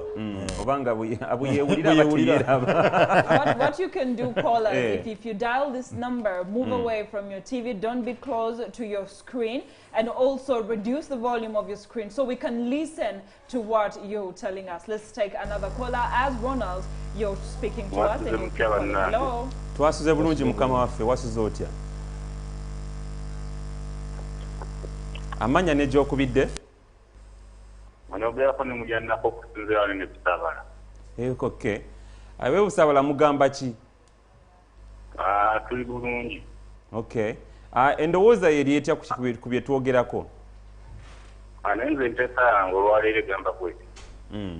Ebiteeso ebisinga ogenda n'otunuulira sente zikozesebwa omwana oyo okugenda e Bulaaya, Saudi Arabia, katawawawa. Olumu ng'ate kapito ennyininyini kweyeetaaga okubaako nekyakola wano e Kampala. Kubanga emirundi mingi tuvuddeyo ne tulaba nti omukakompulenyinga tubatwako miliyoni 4. Ne miliyoni 4 otunzemu wano eno e Kampala. Omwana asobola okugenda n'afuna omudaala mungi n'asala endiboota omuntu asobola okusuubula amatooke miliyoni 2 genda osuubula amatooke genda miliyoni nawebeera emu kitundu omwana omuwala oyagala okwekolera ova mu misiiro ogenda okole obuddu bakuwanika kinaana bamba basuubiza akakadde bakuwa 6 kubanga tengi ogenda complaininga empate z'amawanga gaffe gali nagali mu third world state eyo mawanga ge tezikola so kati ogenda okukola nti singa ezino miliyoni 2 zemutunzemu apoloti ne maamawo nga muli munaku singa ngende bakapito bannange lwakuba wano tulina excitement nti oli ayagala kukola ki linya ku nnyonyi kola ku mawulire bannayuganda nze ndowooza nti no tukola ebintu olumu ebitali bya levo zaffe kubanga ezo miliyoni 3 tebakuggyeko genda ewomaani okuba ekyeyo nga tolina shuwa bwekiteebereza ekyo kubanga toli mu nsiyo nena sente zotaddemu kapito kwate mu nsiyo twagadde nnyo okunoonya sente mawanga amalala nga sente tuzirese mu nsi yaffe kuba bwekiteebereze bantu bangi tuvuddeyo netula ntino kapito wakozeseza nga olaba nti mutono nnyo okusinga sente ate omwana zataddemu okugenda e bulaaya kyakubiri nti gavumenti ndoza gavumenti nayo erina okuteekawo amateeka amakakali nnyo ku bitongole binene bitwala abaana biwa e bulaaya kubanga ojja kwekanga nti no bino ebitongole biri mu comfort zone teryabikuga kasita kimala okufuna license teryaddamu kugoberera kitongole kinene abaana obatwalawa iyo batwaza agenda okukola agenda kufuna sente meka kituufu azifuna nze ndowooza yenteeka yange naye nga bannayuganda balina okulaba nti mu sente omuntu miliyoni 3 yo kapito wane amatooke ga miliyoni 2 genda osubule lumonde ezo waliwo bwobula nti atadde miliyoni 7 ozo miliyoni 7 osobola okutandika okusuubula emmwanyi genda omuteekeo kasitogenda opangisa kasito wekikyusa mu luweero kamitwalo 5 otandika okusuubula emmwanyi okitegeera obuzibu en modern world bintu ebimu tubiggyeko amaaso birimu sente okitegeera ezo miliyoni 3 tandika okulunda embizi obeera ngaoli osimanyi wakisa ebiwawa lunda embuzi ezo miliyoni 3 zitandika okulunda enkoko zinene enkoko eza broira olaba mukyalinawo ku kibanja bangi owinga kuoyira naye ku miliyoni era ogenda okufundikira ofuna mikolo 8 okomyewo wana eno tosobola oloti tosobola tandikawo bizinesi kompitinga na bizinesi na bizinesi ziri mu kampala ebintu kina tolina kyosobola kwekolera ngaogenzi bulayi naye ate wosigala wano nozikozesa bingi byosobola okwekolera bannayuganda basooke betunulemu tuyanziza nnyo tuyanzege. That's an insightful idea. And of course it's a million nyezi kutwala wabwero so zikozesa one. Producer says that we should wind up with this one naye njagala okubeeza bonna abakubya amasimu naddala omuvubuka yasoose okuba Moses yagambye nti we need to prioritize and I think that is key number 1 okutwala ensi eno mu nsuubize olw'ensonga apparently we major in the minors and we minor in the majors. Singa tukyusa ensoma yaffe gye tusomamu ne tugamba nti omwana omupiika history yenna nga talina gyagenda mutwala. Let's prioritize. Okay? Tusome nti omwana omulabyemu naddala kitandike naffe ku bazadde.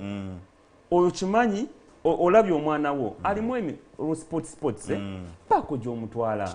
Okay? Naye tuveemu eno endowooza nti okubeera obulungi olina kusoma kufuna zi degrees okusoma zi masters to get a white collar job. Things don't work out. Even us, we take off these suits. We go to the farms and dig. Well, it's the mentality that we have as Africans, and that needs to change if we're supposed to change the number of Ugandans that go abroad. Apart from that, with the unemployment levels that we have in the country, we've seen that even the biggest paying jobs in Uganda don't go above 800,000 as a pay wage for a lot of people who are in the professional world. So a lot of people actually think that going to Saudi Arabia and getting 1.2 is better. But as the government of Uganda, can we also regulate the kind of jobs that we send our girls to do out there? How many of our girls are we going to send to do jobs like being housemaids? How good is that for a girl who is leaving their country, getting on a plane and going to a place like Saudi Arabia? Now, as we move forward from this conversation, and thank you for your calls, we'll be coming back to read your Facebook comments, but Adams Mayamba is coming in with international. Thank you for staying with us. Hey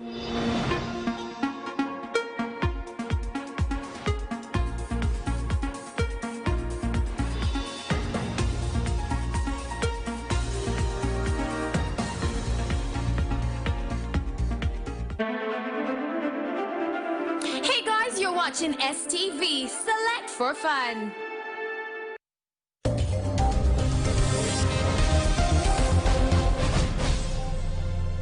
Abalamuzi babagamba nti if the incumbent president frustrates all democratic means to leave power, temusibayo muntu n'omu ku treason. This is why Besigye is released. Museveni ekibi kyalina talina mawulire. Nawandika n'ekitabo kyange the role of which could have been a malicious society sapule njijjamu noyingira essabo katonda wa bujja nze katonda w'obujja bw'oba olaga eri sapule togitwala omusajja omubbi bamujja ewuwe ewaka kabanga lyezi ne bamujja ewuwe ewaka yabadde mu ttooyi naye tebamukkiriza na tusanatayizi bamutadde butresi mu piikaavu ba mu state house naye omukyayina bwe yawulidde nti ono bamukutte yeesize kiwi yayitiddeko yadduse ng'omuddugavu.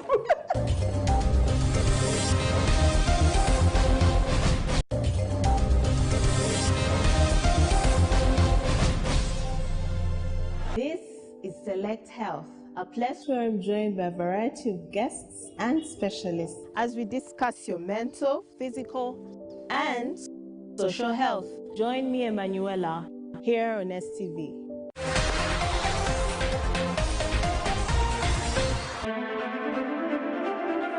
Hey guys, you're watching STV. Select for fun.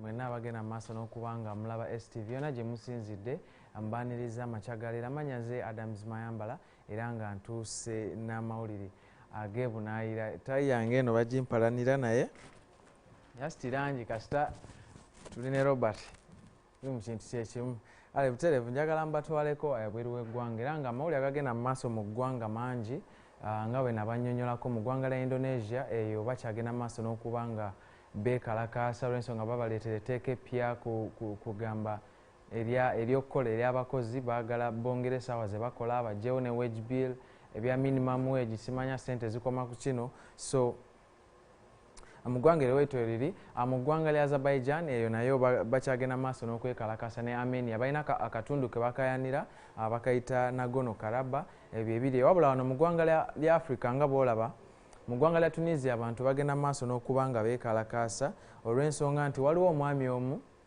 kwegamba yafiiridde mu kiosk yabadde yeebase poliisi yabadde zze kwegamba nga bw'omanyi abakesisi beeyo babadde bazze ka kioski kano ne bakagoyaagoya buno bubeera emabbali w'enguudo obubeera butunda ebintu ne baba nga bakagoyeza ne bakafunyaafunya n'ebimotoka ebyo biweetiiye so nga ate mwabaddemu omwami so kati mu ggwanga eryo bagenda maaso n'okwekalakaasa era bakubye poliisi amayinja nga bosobola okuba nga olengera ne bateeka ebintu emizinzi mu luguudo amayinja ne baziba enguudo era nga bino byonna byabaddewo mu province oba kwegamba ssaza lyeyo mu Tunisia erimanyiddwa nga Sibetla era nga omwami ono eyattibwa akantu kano kabadde ka mutabani we nga waakolera atundirawo sigala so kati ekyatuuseewo omwami ono yabadde yeebase kugamba mu matumbi eyo abasajja bano ne bajja ne baba nga akantu kano eno bakagoyeza ne bakamenya omwami eyo n'afiiramu era nga bataddewo security y'amaanyi nnyo abasirikale mu ggwanga eryo olw'ensonga nti baagala kwegamba okuprotectinga oba okukuuma ebizimbe bya gavumenti olw'ensonga nti abasajja abo abawalabu mu mambuka eyo si basajja bangu nnyo batandika ebintu by'okwekalakaasa gubula asala era nga bavuddeyo ne bategeeza nti bali mu kunoonyereza kwegamba simanyi kye banoonyereza naye nga bali mu kunoonyereza ekyavuddeko omwami oyo okufa lwaki poliisi yakoze ekikolwa ng'ekyo era nga omwami oyo abadde aweza emyaka gy'endowooza 49 era nga kwegamba bano abasajja olwazze tebabuuza tebakoze ekyokusinziira ku mutabani we yavuddeyo n'ategeeza nti tebamutegeezezaako babajja kumenya akabanda ke mwabadde atundira ebintu bye bazze buzzi ne bamenya akabanda ako naaba nga kitaawe yafiiriddemu era ng'omwana ono wa myaka 25 gyokka yo bo abapoliisi nga bamanyi mu mawanga agamu era bavuddeyo ne bakuba tiyagaasi ne bakuba amasasi mu bbanga okugezaako okugumbulula abantu abadde kwegamba nga bataamye bugo era nga ssaabaminisita w'eggwanga eryo ye yavuddeyo n'abanga boocola beeyo kwegamba n'abakulira poliisi mu disitulikiti yavuddeyo n'abakwata ku nkoona era amanyiddwa nga Hichem Mechichi nga ssaabaminisita w'eggwanga eryo erya Tunisia yavuddeyo n'abanga bano abasajja yabagobye olw'ekikolwa kye baakoze. Ndowooza n'amawanga malala gasobola oyigira ku ekyo amawanga malala abantu bafa mu ngeri ng'eyo naye tebafaayo. So mu ggwanga eryo ssaabaminisita yavuddeyo n'agoba abasirikale abaduumidde ekyo yasobodde obba nga abagoba era nga kino kyajjukiza abantu kwegamba obulumi bwe baayitamu. Waliwo omwami omu eyeeyokya mu mwaka gwa 2011 mu ggwanga lya Tunisia ennaku z'omwezi zaali 17 Desemba yagenda mu maaso ga paalamenti ne yeeyokya era omwami ono yali bano abatundira ku kkubo nga betulaba mu kibuga Kampala abalenga emiyembe bakola ki baatwala ebintu bye ye kye yakola ne yeeyiwako amafuta ne yeeyokya era nga kyaviirako gavumenti y'omwami amanyiddwa nga Ben Ali okubanga evuunulwa era nga omwami ono yali yakafuga emyaka 24 gyokka yali tannabugumya mbooge kubanga abalala baluddeko emyaka egisinga egyo kwegamba yagendako omwaka gumu ng'owaffe naye yakagendako mu 1987 naye omwaka ogwo abantu beekalakasa bubi nnyo era January awo omwaka ogwaddako n'abanga bamuggyako so kati kino kyabaleetedde ennyiika era abantu baadde basunguwavu nnyo olw'ensonga omusajja yafiiridde bwereere nga kwegamba lwa bulagajjavu bwa poliisi mu ggwanga eryo era nga bw'omanyi nti yali alumiddwako ku musota bw'alaba omuguwa adduka so bajjeeyo poliisi amagye mamba buli kimu kye balina okufuba olaba nti embeera mu ggwanga eryo bagizza mu nteeko nga bw'obalaba poliisi eyimiriddeyo nabo bayimiriddeyo tebalina gye balaga tebalinga mu mawanga agamu poliisi olujja badduka misinde.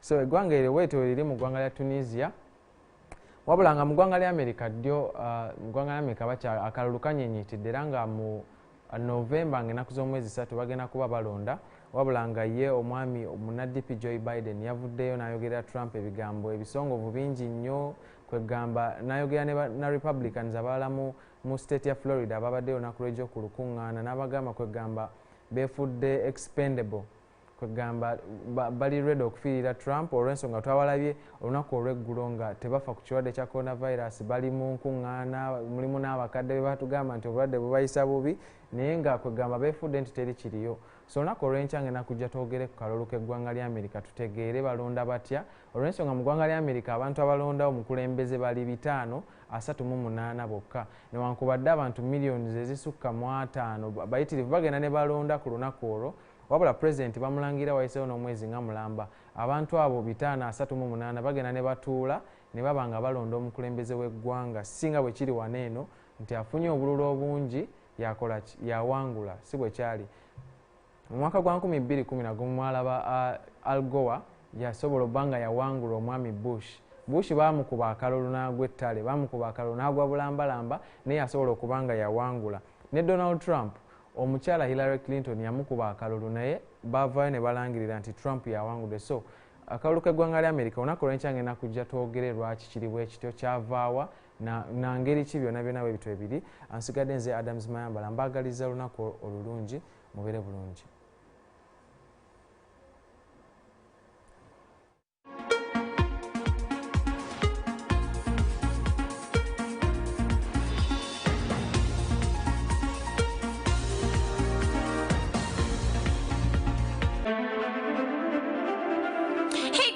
Watching STV, select for fun.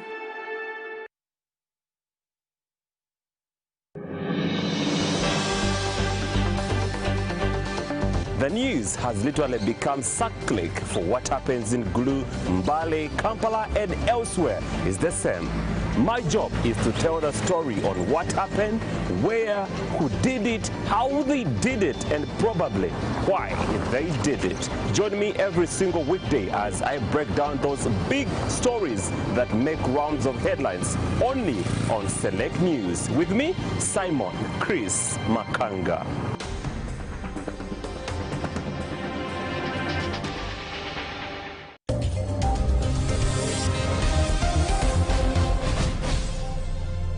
Abalamuzi babagamba if the incumbent president frustrates all democratic means to leave power temusibayo muntu n'omu ku treason This is why Besigye is released. Museveni ekibi kyalina talina mawulire. Nawandika n'ekitabo kyange the role of witchcraft in the Malaysia society sapule njijjamu. Noyingira essabo. Katonda wa bujja. Nze Katonda w'obujja. Bw'oba olaga eri sapule twegitwala. Omusajja omubbi bamujja ewuwe ewaka kabanga lyezi. Ne bamujja ewuwe ewaka yabadde mu ttooyi. Naye tebamukkiriza na tusanitize. Bamutadde butese mu piikaavu ba mu State House. Naye omukyayina bwe yawulidde nti ono bamukutte yeesize kiwi yayitiddeko yadduse ng'omuddugavu.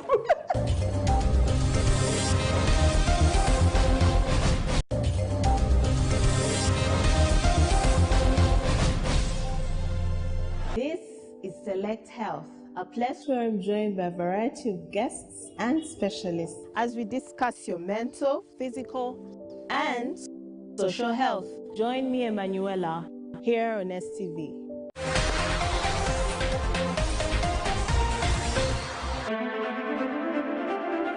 Hey guys, you're watching STV. Select for fun.